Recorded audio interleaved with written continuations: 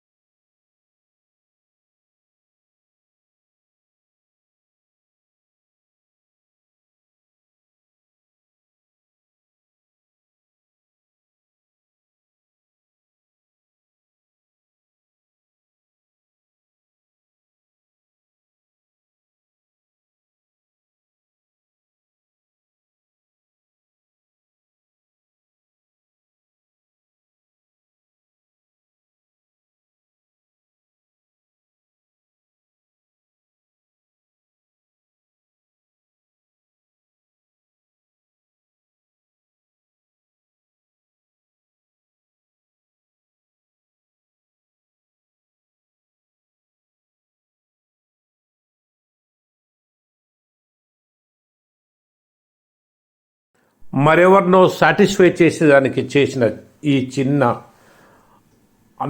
నాగార్జున యొక్క మీద దాడి, ఇది చాలా చిన్న విషయం. మీకు తెలియని విషయం ఏంటంటే, ఆయన కుబేరుడు, సినీ ఫీల్డ్నే అత్యంతగా తన కెపాసిటీని పెంచుకున్న ఏకైక నటుడు. నాగేశ్వరరావుకు 10 100 పెరిగాడు ఆయన. అలాంటి ఈ మనిషి ఈ తాటాకు చప్పుళ్ళు, అధికార దాహం. అధికారం ఎన్ని రోజులు ఉంటుందండి? అధికారం ఎన్ని రోజులు ఉంటుంది? ఒకసారి నాగేశ్వరరావు ఏదో ఫంక్షన్లో కూర్చొని ఉంటే ఒక మినిస్టర్ ఇలా స్పీచ్ ఇచ్చాడు. నాకు ఇంపార్టెన్స్ ఇస్తున్నారు మీరు, ఇక్కడ నాగేశ్వరరావు గారు ఉన్నారు, నా అధికారం పోతూనే మరుసటి రోజు మీరు నన్ను పిలవరు, కానీ నాగేశ్వరరావుని పిలుస్తారు. నాగేశ్వరరావుకు అదే మర్యాద ఇస్తారు. అదే రకంగా నాగార్జున బిగ్ బాస్, ఆయనకి ఇచ్చే మర్యాద ఇస్తూనే ఉంటారు. ఇది కొనసాగుతూనే ఉంటుంది. ఈ దృష్టి పోయింది. రేపు సెప్టెంబర్ 20 అక్కినేని నాగేశ్వరరావు గారి పుట్టినరోజు ఉంది. ఆ పుట్టినరోజుకు మేము ఎంతో ఉత్సాహంగా ఎదురు చూస్తున్నాము. మరిన్ని మంచి రోజులు నాగార్జునకు రావాలని, మరిన్ని పుట్టినరోజులు జరుపుకోవాలని మనస్ఫూర్తిగా కోరుకుంటున్నాను.